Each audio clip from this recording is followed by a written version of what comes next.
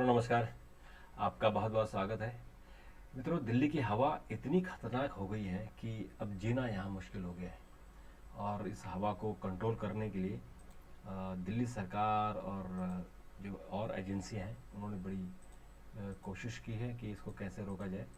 और अभी जो दिल्ली एनसीआर में जो कि जानलेवा हो गया है, प्रदूषण की सीमाएं वो पार हो गई हैं, चौथे ग्रेड की पाबंदियाँ शुरू हो गई हैं, ट्रकों की नो एंट्री हो गई है, निर्माण कार्य रोक दिया गया है, स्कूलों की छुट्टियां 10 नवंबर तक बढ़ा दी गई हैं। और आज का जो AQI था, यानी एयर क्वालिटी कंट्रोल इंडेक्स, वो दिल्ली में 460 के पार हो गया है। और PM2.5 की आर्द्रता सांद्रता ज़्यादा है, WHO के मानकों के भी पार हो गया है। और पाँचवीं तक के स्कूल 10 तक बंद रहेंगे और ऑनलाइन परीक्षाएं क्लासें चलती रहेंगी। और जो आज आनंद विहार में 460, पड़पड़गंज में 465, ITO में 403, ओखला में 459, श्रीफोर्ट में 455, RK पुरम में 450, शालीमार बाग में 468, और पड़ोसी राज्यों में यानी नोएडा 62 में 466, रोहतक में 438, फरीदाबाद में 450, कैथल में 434, हिसार में 427, गुरुग्राम में 402 और जींद में 401। तो ये है आज की स्थिति। इतनी भयानक स्थिति हो गई है कि अब ये इमरजेंसी जो प्रोविज़न है, AQI जो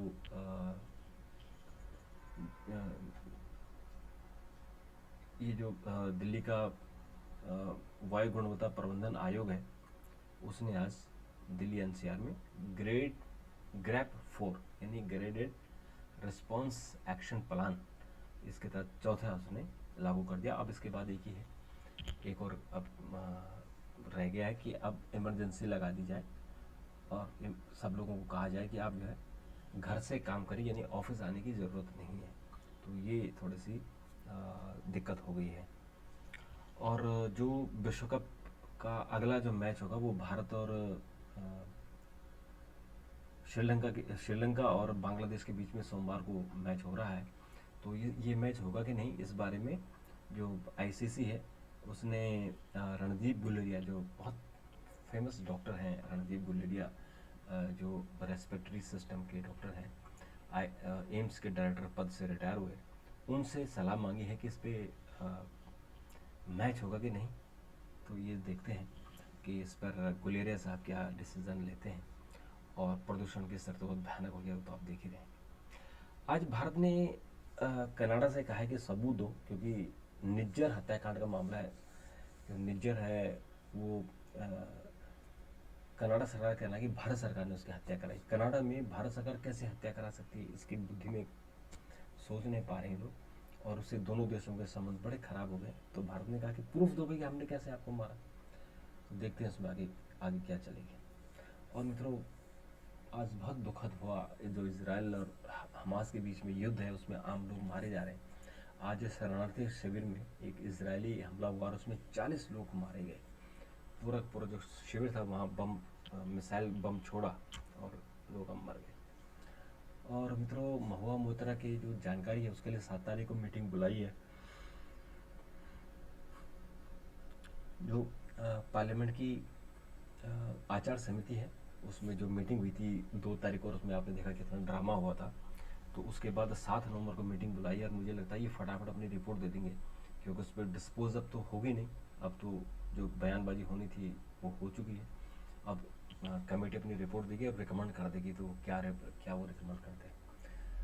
मित्रों, एक और अच्छी खबर है कि महिला सैनिकों को समान रूप से मातृत्व अवकाश देने का फैसला किया गया है। और ये रक्षा मंत्री राजनाथ सिंह ने अप्रूवल दी है। तो उसमें जो अन्य सिविलियन को मातृ अवकाश मिलता है वही महिला सैनिकों को भी मिलना चाहिए। तो जो हम बात करते हैं कि बेटी पढ़ाओ बेटी बचाओ, उस आंदोलन के तहत ये बहुत अच्छा डिसीजन है, ताकि अधिक से अधिक महिलाएं सेना में जुड़ जाएं, सेना में आएँ। और मित्रों, जो दिवाली की खरीदारी को लेकर बाज़ारों में बहुत ज़बरदस्त लोग उमड़ रहे हैं, भीड़-भाड़ हो रही है, लोगों को चलना मुश्किल हो रहा है। तो आज जो सदर बाज़ार है और सरोजनी नगर मार्केट है, इतनी भीड़ थी कि लोगों के सिर्फ सिरे दिखाई दे रहे थे। लोगों ने क्या खरीदारी की होगी, भगवान जाने इसमें क्या, इसमें इतनी सारे जो भीड़-भाड़ में लोग जा रहे हैं, उसका क्या रिज़ल्ट आएगा। और मित्रों, इसके अलावा खबर है कि कांग्रेस ने छत्तीसगढ़ के लिए घोषणा पत्र जारी कर दिया है और ये 3200 रुपये प्रति क्विंटल धान खरीदेंगे और पीजी तक मुफ्त शिक्षा का वादा कर दिया। जो ये कांग्रेस है, तो बड़ी ज़बरदस्त तरीके से हो रहा है। और गैस सिलेंडर 500 रुपये में बिकेगा, दिया जाएगा गरीबों को।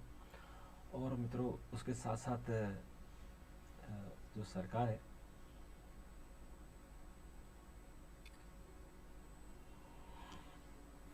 उसके अलावा जो आज कांग्रेस ने बीजेपी ने कहा कि जो सीएम भूपेश बघेल के यहाँ छापे पड़े हैं और 508 करोड़ रुपए का रिश्वतखोरी का आरोप लगाया, वो भूपेश बघेल को पहले से इस बात का एहसास था। तो मित्रों, ये थोड़ा सा चिंता की बात तो ज़रूर है, लेकिन जो भी है वो चिंता है, तो उस चिंता में कुछ कर नहीं सकते हैं। क्रिकेट का मैंने आपको किस्सा सुनाई दिया है कि भारत ने अफ्रीका को, दक्षिण अफ्रीका को बहुत बड़े मार्जिन से हरा दिया है। 326 रन भारत ने बनाए थे और दक्षिण अफ्रीका 83 रन पर ऑल आउट हो गई। ये भारत का श्रीलंका को सबसे बड़ी हार दी है भारत ने। और विश्व कप में सबसे बड़ी हार बांग्लादेश को मिली थी, जो भारत ने 302 रनों से जीता था। तो इस तरह से भारत का तो सेमीफाइनल में स्थान पहले ही क्वालिफाई कर गया था। अफ्रीका भी क्वालिफाई कर चुका, तो इस जीत हार से कोई फ़र्क नहीं पड़ा, सिर्फ आपके नंबर बढ़े। और उसके अलावा ये अजय है कि भारतीय टीम बिना कोई मैच हारे हुए सेमीफाइनल में पहुंची है। और अब जो बाकी टीमें हैं, उनमें जो 2 और का सिलेक्शन होगा, उसमें ऐसा लगता है कि ऑस्ट्रेलिया ऑलमोस्ट सेमीफाइनल में पहुंच चुकी है। और अब न्यूजीलैंड, पाकिस्तान और अफ़गानिस्तान के बीच होगा, अगर अफ़गानिस्तान अपना 8वां मैच जीत जाती है तो। और विराट कोहली ने सेंचुरी मारी है, 49 सेंचुरी हो गई है उनकी, सचिन तेंदुलकर की बराबरी हो गई है। तो ये उन्होंने एक बहुत बड़ी उपलब्धि हासिल की है। तो मित्रों, अभी के लिए इतना, फिर आपसे मुलाकात होगी। तब तक के लिए नमस्कार। चैनल को सब्सक्राइब जरूर करें। थैंक यू, धन्यवाद।